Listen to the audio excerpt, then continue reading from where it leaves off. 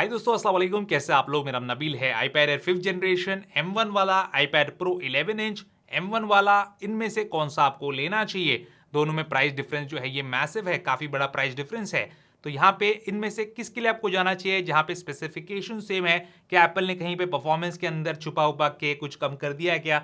वो भी हम चेकआउट करेंगे, सारे डिटेल्स चेक करेंगे कि दोनों में कौन सा iPad आपको चूज करना चाहिए। iPad Air 5th जनरेशन, ये वाला जो iPad है दोस्तों, ये एप्पल ने अभी 2022 में लॉन्च किया है और इसका जो प्राइसिंग है ये 64 GB वेरिएंट के लिए है 54,900 रुपीज, और अगर आप लेते 256 GB वेरिएंट तो इसका प्राइस हो जाता है 68,900 रुपीज। इसमें फिर वो सेलुलर वाला वेरिएंट भी आता है, मैं उसके प्राइसिंग की डिटेल्स में नहीं जाना चाहता क्योंकि यहाँ पे हम वाईफाई टू वाईफाई कंपेयर कर लेते हैं कि सेलुलर टू सेलुलर कंपेयर करेंगे तब भी वही डिफरेंस रहेगा, और सेलुलर मॉडल के अंदर सिर्फ एक सिम कार्ड लगती है जिसको डेटा के लिए ही आप इस्तेमाल कर सकते हो। और अगर हम बात करें प्राइसिंग की iPad Pro 11 इंच वाले की, तो यहाँ पे इसका जो 128 GB का वाला वेरिएंट है, क्योंकि शुरू होता है 128 GB से, ये 71,900 रुपीज का है।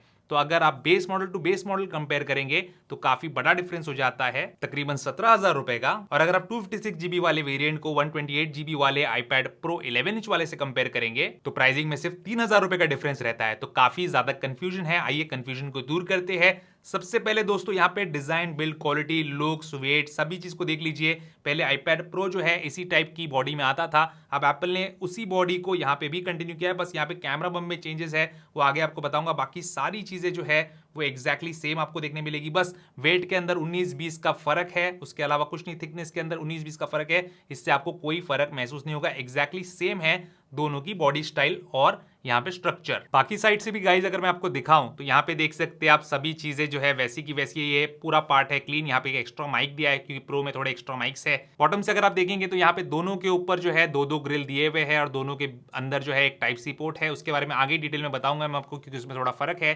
टॉप से देखेंगे तो यहाँ भी जो है 4 ग्रिल्स दिए हुए हैं, लेकिन इन ग्रिल्स के अंदर एयर के अंदर 2 स्पीकर आते हैं, एक ऊपर एक नीचे, और प्रो के अंदर पूरे 4 स्पीकर है। और यहाँ पे माइक्रोफोन के होल्स अगर आप देखते हो तो प्रो के अंदर 2 माइक से ऊपर और एयर के अंदर 1 माइक है। इस साइड से अगर आप देखेंगे तो यहाँ पे आपको जो है दोनों के अंदर ये मैग्नेटिक कनेक्टर मिल जाता है जिससे आपकी एप्पल पेंसिल चार्ज हो जाती है, और दोनों के अंदर यहाँ पे वॉल्यूम रॉकर है। दोनों के अंदर टॉप में आपको यहाँ पे पावर वाला बटन देखने मिल जाता है, लेकिन ये iPad Air वाला जो है एक फिंगरप्रिंट स्कैनर का भी काम करता है। लेकिन दोस्तों यहाँ पे बिल्ड क्वालिटी जो है स्लाइटली मुझे iPad Pro की बेटर लगी। क्यों बेटर लगी बता देता हूँ। सबसे पहले आपको Air 5th जनरेशन वाला दिखाता हूं। अगर मैं इसको पीछे से प्रेस करूं तो यहां पे जो है थोड़ा सा मुझे फ्लेक्स महसूस होता है अगर मैं इस पार्ट पे जो है इस तरीके से प्रेस करूं तो।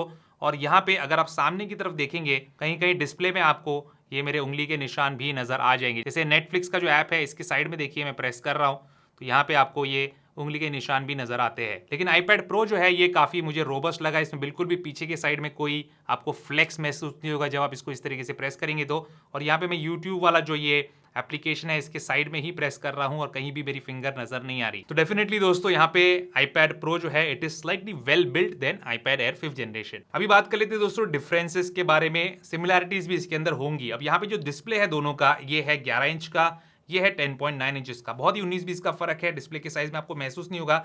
लेकिन यहाँ पे iPad Pro के अंदर जो बेजल्स है वो एवर सो स्लाइटली पतले है iPad Air के मुकाबले। तो यहाँ पे इस वाले वॉलपेपर में आपको इतना अच्छे से नजर नहीं आ रहा, लेकिन मैं आपको सेटिंग्स में लेके चलता हूँ। यहाँ पे आप देखेंगे तो डिस्प्ले के जो बेजल्स है उसमें स्लाइट डिफरेंस है, इसके थोड़े पतले हैं, इसके थोड़े मोटे हैं। अब यहाँ पे इसके पतले बेजल्स है, लेकिन फिर भी इसके डिस्प्ले के जो बेजल्स है उसमें एक आपको ट्रू डेप्थ कैमरा सिस्टम मिलता है। यहाँ पे वैसा नहीं है, यहाँ पे सिर्फ फ्रंट फेसिंग कैमरा है। और यहाँ पे जो डिस्प्ले है दोस्तों, इसके अंदर जो मेजर डिफरेंसेस है वो 2 डिफरेंसेस है। बाकी P3 वाइट कलर गैमेट और सारी चीजें जो है एग्जैक्टली सेम है, दोनों ट्रू टोन की टेक्नोलॉजी के आते हैं। बस 2 डिफरेंस है। एक तो सबसे बड़ा डिफरेंस कि iPad Pro 11 इंच वाला है 120 हर्ट्ज के रिफ्रेश रेट वाला प्रो मोशन डिस्प्ले, यानी कि वेरिएबल रिफ्रेश रेट के आता है। और वहीं पे iPad Air 5th जनरेशन का जो डिस्प्ले है it is a normal 60 hertz panel. तो यहाँ पे एक बहुत बड़ा डिफरेंस हो जाता है यूजर एक्सपीरियंस में। जब आप इसको यूज करेंगे तो आपको समझ में आएगा। एक बार आपने iPad Pro यूज किया वापस आप एयर पे नहीं जा पाएंगे इस वजह से। और सेकंड डिफरेंस है दोस्तों ब्राइटनेस का। तो पीक ब्राइटनेस जो iPad Air 5th जनरेशन है उसकी है 500 निट्स, वहीं पे iPad Pro जो है उसकी है 600 निट्स। तो यहाँ पे 100 निट्स ज्यादा है। आउटडोर में आप यूज करते हैं तो डेफिनेटली आपको iPad Pro बेटर लगेगा, मूवीज वॉचिंग के लिए भी iPad Pro बेटर लगेगा। बट डिस्प्ले में यही फर्क है और ये फर्क जो है काफी बड़ा हो जाता है अगर आप एक आर्टिस्ट वगैरह हो तो। यहाँ पे अगर आपको गेम खेलना है या फिर आर्टिस्ट हो, दोनों ही मामलों में iPad Pro will be better.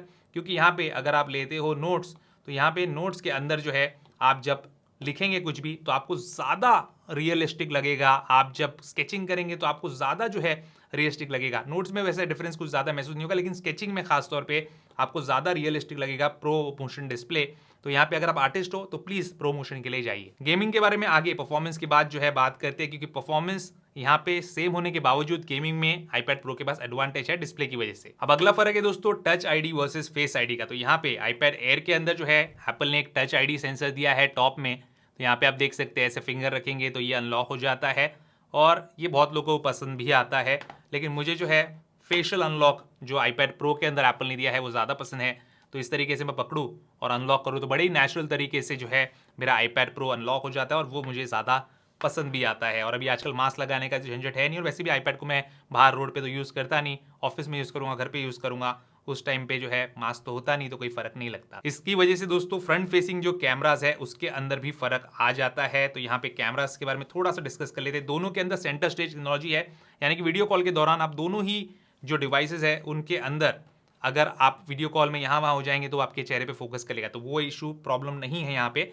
लेकिन यहाँ पे क्योंकि ट्रू डेप्थ कैमरा सिस्टम है iPad Pro के अंदर, तो यहाँ पे आप पोर्ट्रेट वाली फोटोज भी ले सकते हैं सेल्फी में। तो यहाँ पे आपको नजर आ रहा है कि ये मेरी पोर्ट्रेट फोटो ले सकता है और ये वाला नहीं ले सकता, बस इतना ही डिफरेंस है। और वो फिर एनिमोजी मीमोजी को यूज़ करता नहीं वो सब ज़्यादा, तो बस ये डिफरेंस है, इसमें मुझे कोई ज़्यादा फर्क महसूस हुआ नहीं। अब रियर फेसिंग कैमराज की बात कर ले तो यहाँ पे iPad Pro जो है इसमें एक वाइड और एक अल्ट्रा वाइड दो कैमराज आपको मिल जाते हैं। iPad Air के अंदर एक नॉर्मल वाइड एंगल कैमरा मिलता है 12 मेगापिक्सल का। अब यहाँ पे प्रो के अंदर जो दो 12 मेगापिक्सल के कैमरा है, इसमें क्या हो जाता है, अगर आप आर्किटेक्चर वाला काम कुछ करते हो, अगर आप इंटीरियर डिजाइनिंग का काम करते हो, तो आप जो है इस तरीके से वाइड एंगल के कुछ फोटोज ले सकते हैं, अल्ट्रा वाइड एंगल के वीडियोस वगैरह ले सकते हैं, जिससे आपको काफ़ी मदद हो जाएगी। और दूसरी चीज़, इसके अंदर ये लाइडर स्कैनर भी दिया हुआ है इन्होंने, जो कि आपको मदद करेगा। जैसे आपको ये ऑफिस का पूरा 3D मैप बनाना है तो उसमें वो काफ़ी हेल्प कर देता है, जो कि iPad Air अच्छे तरीके से नहीं कर पाता, ये बहुत अच्छे तरीके से कर लेगा। तो ये जो प्रोफेशनल्स होते हैं इनके लिए काफ़ी काम की चीज़ होती है लाइडर स्कैनर। और iPad Air और Pro के कैमरास को जब हम कंपेयर करते हैं तो एक और फर्क भी है कि iPad Pro में आपको एक LED फ्लैश मिल जाता है, iPad Air में वो भी नहीं मिलता। तो अंधेरे में कुछ आपको फोटोज वगैरह लेनी है आपके प्रोजेक्ट की, तब आप iPad Pro से अच्छे से ले सकते हैं। वैसे फोन का ही इस्तेमाल आप करेंगे इसके लिए। अब अगला एक ह्यूज डिफरेंस मैं बोलूंगा दोस्तों, वो है स्पीकर्स के अंदर और माइक्स के अंदर। माइक्स की क्वालिटी iPad Pro में आपको बेटर मिलेगी क्योंकि नंबर ऑफ माइक्स ज्यादा है iPad Air के सामने, लेकिन ये इतना मैटर नहीं करता जितना स्पीकर्स मैटर करते हैं। अगर आप गेम खेलना चाहते हो, अगर आप मूवी देखना चाहते हो, आप वीडियो एडिट ही क्यों ना करना चाहें, तो स्पीकर्स आपके लिए बहुत इंपॉर्टेंट चीज़ है। और iPad Pro के अंदर 4 स्पीकर्स आते हैं, 2 ऊपर 2 नीचे, और iPad Air के अंदर जो है एक ऊपर और एक नीचे मिलता है। दूसरा ग्रिल जो है वो एक माइक्रोफोन का ग्रिल या डमी ग्रिल बोल सकते हैं आप, यहाँ पे एक दिया हुआ है, यहाँ पे एक दिया हुआ है। तो इस तरीके से आपको बेटर क्वालिटी जो है स्पीकर्स की, डीपर बेस, लाउडर वॉल्यूम, ये सब iPad Pro में मिलेगा। और एक बार iPad Pro यूज किया तो स्पीकर्स के मामले में भी आप iPad Air पे नहीं जा पाएंगे। तो यहाँ पे कितना डिफरेंस है दोनों के स्पीकर में, आइए आपको सुना देता हूँ।